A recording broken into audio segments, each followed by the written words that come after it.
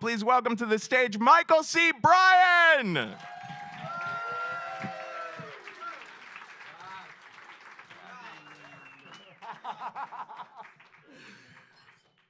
We did a lot of unsavory things in the 90s. I hear you, girl. You know, Jesus Christ, it's so chill. It's so funny backstage. We're like, what do you do when you're nervous? And they're like, oh, you know, I sweat. And I'm like, I shit my pants. I'm wearing Depends right now. All right, buckle up, motherfuckers. That's right. Here we go, you in the front. Yas, queen. Yas, daddy.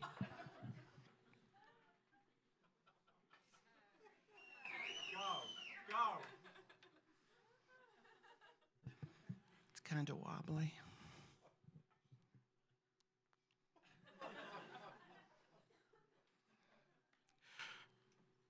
Oh, God. Really? You're gay? Oh, God, Michael, are you gay? You can't be gay. Oh, my God, Liddy's gay. You lump on a log. Say something. Are you gay? Oh, my God, you're really gay?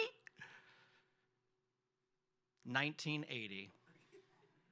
I'm 15 years old. Mount Lake Terrace, Washington, a small little white trash suburb outside of Seattle. My father, his name was Lynn, stood there and said, "You're gay?" I said, "No, I'm not gay. I like girls. I swear I like girls." And he's like, he turned around. He walked out of the room. My mother stood there. "You're gay? Oh, my God, you're gay?" He walked out of the room. She stood there and she stared at me. I stared at her. He came back and he had in his hand this huge bag. And I had seen this bag before when I was a kid. On the outside of it, it said Lynn Gordon Bryan. He handed it to me. He said, "Take this." I said, why are you handing this to me? What is this? He's like, "If you're a homosexual, Mike, you can't live in this house." I'm 15. I have nowhere to go. "You're gay? Oh, my God, you're gay?" "I'm sorry, Mike, but you can't live in this house if you're gay. You have to leave." I remember grabbing the bag. I remember holding the bag in my hand. I remember walking down the hallway. I remember I couldn't feel my feet on the ground. I remember passing the photos of our entire family. I remember looking at our whole family as I was passing. I remember walking into the bedroom. I remember looking at Olivia Newton-John saying, "How could you possibly do this to me?" I remember going over to the cabinet. I pulled clothes out. I shoved them in. I looked at Fleetwood Mac, the one song I used to listen to, "Don't Stop," that got me through high school, that got me through getting beaten up, that got me through what I went through, that got me through being abused by that mentally ill mother. And I thought, you lied to me. It doesn't get better. So I shoved the clothes in the bag and I walked into the living room. And my mother now, she was like a fish on a fishing boat. She was just flopping back and forth on the floor. And my father, like he always did, my father, a psychotherapist who watched her do what she did to me. "Oh, it's okay, Joyce. It's okay. It's okay." And I looked at him and I said, "Are you really kicking me out?" And he said, "If you're a homosexual, you can't live in this house." I took the bag. I walked out. I went to the bus stop, a bus stop that I had been to many, many times because I had a secret life as a kid that I didn't tell anybody about. I sat on that bus, and as the bus went to downtown Seattle, I saw downtown Seattle looming ahead of me, and I thought to myself, I'm doing the same thing I've been doing. Ever since the age of 11, I had been sneaking into porno theaters with a fake ID I got. I was Edward Rodriguez. They believed me. And I sat on that bus, and there were serrations in the highway. And as the bus went over the serrations, I felt this, and I thought, this is really happening. I'm homeless. What am I going to do? I thought this can't be happening. I looked at the driver. The driver looked at me. I'm sitting here inside this bus with this duffel bag, and I'm wondering, what is this guy thinking of me? So the bus pulls into downtown Seattle, and it's raining outside. It's always raining in Seattle. It's raining. They say in Seattle all the time that you don't tan, you rust in Seattle, which is very true. So we pull up to downtown Seattle. And as we pull up to downtown Seattle, I look to my right. Now I look to my right, I see all these rows of movie theaters, and I know these movie theaters. I've been in these movie theaters. And the bus stops, and I step out, and I stand there with a duffel bag in my hand. I'm homeless. I'm 15. I got kicked out for being gay. And the one person I knew who I would see, I saw. From down the road, he comes towards me. He had a pink wig, fishnet stockings, Daisy Dukes, his dick's almost hanging out on the side, full beard, and cowboy boots. He walks up to me, and he's like, I'd like to say that this is a surprise. But it's not, Mary. He had been watching me for years go in and out of the porno theater. So when he saw me, he said to me, he's like, let me guess, you got kicked out, right? I said, uh-huh. He's like, let me guess, you're gay, right? I said, uh-huh. He's like, and you don't have any money and no place to live, right?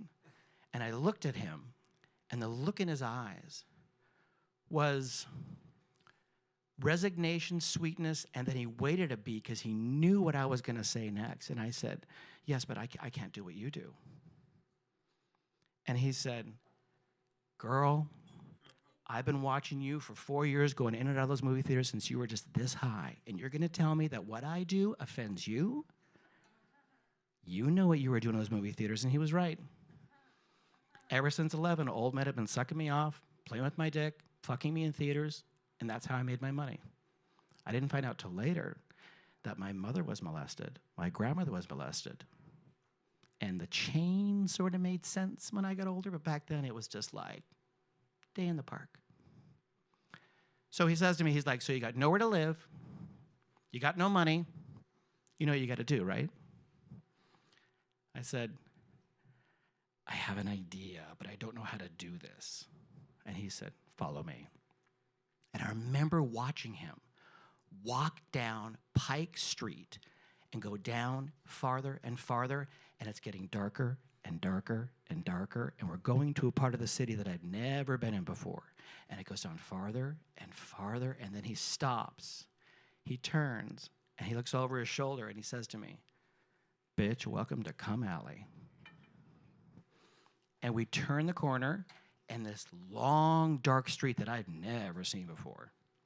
Even the street lamps, I'll never forget this, the street lamps were so faded and yellow, even they were ashamed to look at what was going to go on the street below. At that point, I looked at him, sitting there with his wig kind of slightly askewed, pulling out a cigarette, one ball hanging out between his leg, the torn thing, the stocking, it was torn, and his cowboy boots. And it occurred to me what was about to happen. And the totality of it, I couldn't feel it. I thought I should feel something. All I'm feeling is numb. I can't feel my feet. I can't feel my hands. And I flash back to this moment. My mother, who I would learn later had borderline personality disorder, she used to sit there at the dining room table, and she used to put her hand on the dining room table, and she'd go, whose hand is this? Do you know, creepy kid? Oh, it's mine. And I thought, oh, fuck, I'm becoming my mother. So I walked forward, and he says to me, you can't wear that. You've got to have something else to be able to do this, you know. And if you need to make money and you can stay at this place that I stay, this house up on Capitol Hill, you got to make some money. So he took me to a store. And in the store, he took me to the very back, and there was all these old vintage clothes. And he says to me, try those pants off. No, girl, take off the underwear. They got to see what they're buying. Gave me some cowboy boots like his. I could feel the hole in the bottom right hand. I could feel that it was falling apart. Then he gave me this strange giant sweater that kind of opened up like my cleavage was coming out for the world to see. He's like, there. Now you'll make some money. He took me out on the street. We stood there, and he said, so this is how it works, girl. When someone comes up to you and they ask for a date, you get in the car, you stick your tongue right down their throat. If they're a cop, they're going to freak the fuck out. If they're a John, they're going to moan. So that's what I did. Got in the car, stuck my tongue down his throat, moaned away. Trick after trick after trick. Take the bus up, go to high school, no one knew. Steal money when my parents weren't there, food, go back down to Seattle. Trick after trick. I got fucked in the back of pickup trucks. I had hay in my fucking ass. I got fucked in aqueducts. I got fucked in the Hilton. I got fucked in the Sheraton. I got fucked everywhere. I did it for about 16 months. And then one day I realized I was getting so broke I had no money. I couldn't afford to live in this place. And I'll never forget this. This house up on Capitol Hill in Seattle. It was a house run by a male madam whose name I still remember. His name was Carlton. Carlton said, "You can stay here, but you got to pay money each week." And where I stayed was these rooms with like a cot and a mattress. There was no running water.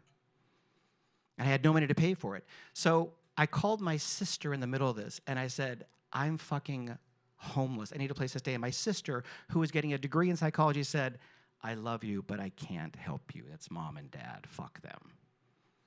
So I was like, well, fuck her. So I had this John, big guy, very rich.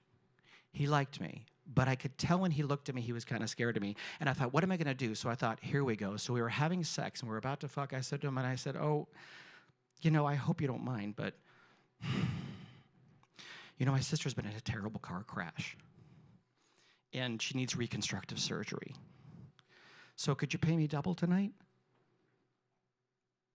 And he looked at me, and he was like, kind of admired my chutzpah. And then he gave me a look of pity, just like my mother used to give me, just like she gave me when she found out that I was gay. And he said, "Sure." So we fucked, me on the bottom, him on top, me unable to breathe. When he'd sweat, the sweat would go in my mouth. I'd spit it out. He liked that. I went home and I had a wad of cash. I went to the flop house and I had a wad of cash. I was so happy. So I thought, let me go back and do this again. So I said to him, "Are you free tonight? Do you want a date?" He said, "Sure. But I got to go out of town. Why don't you come in next week?" So I went there all excited on the bus thinking, this is my payday. I got this made. I go there. I knock on the door. Not a sound. I knock again. Dead quiet. I go in the back of the house. I lean into the window, and there's a cord coming out of the wall where the TV used to be. Indentations in the carpet where the couch used to be, where you used to fuck me silly. He had moved. To this day, did he move because of me? I think so. But all I know is I stood there and I looked inside. And as I looked inside for a second, and I have got to think, because in that time when I was going through this, and everyone says, how could you possibly survive something like that? How could you possibly be okay after what you went through that young? There was always something inside of me that said I was going to be okay. I was an abused kid. I was raped as a child. I survived it. I'm well today because something inside of me said I was going to be okay. There was something in there that said, hang on. And when I pulled back from looking inside there, the sun came out, which it never did in Seattle, and I saw myself. I saw my reflection. I was a fucking train wreck. I looked 40. My hair was long and scraggly. The clothes I was wearing were torn.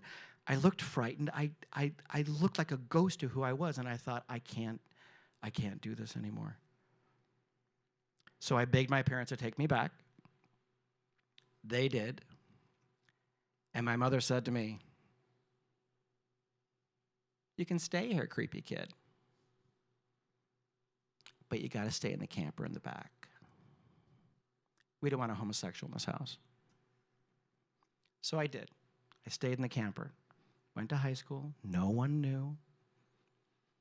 But I swore when I graduated from high school and ran like a motherfucker from that house, I was never going to let anyone kick me out of my house again, treat me like shit, or allow me to doubt myself ever again.